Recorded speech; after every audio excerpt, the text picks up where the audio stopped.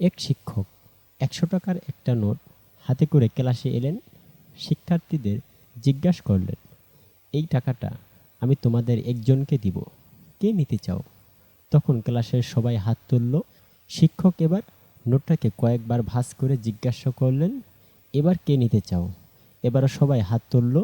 শিক্ষক এবার নোটটাকে মাটিতে ফেললেন, জুতা দিয়ে মারিয়ে নোংরা করে উঠালেন, বললেন, এবার কে নিতে চাও? এবারও সবাই হাত তুলে রাখলেন। তখন শিক্ষক বললেন, আমাদের জীবনটাও এই ১০০ টাকার মতো। জীবনে কখনো পড়ে যেতে হয়, কখনো মার খেতে হয়, আবার কখনো গায়ে কাদা লেগে যায়, কিন্তু এতে জীবনের কখনো মূল্য কমে না।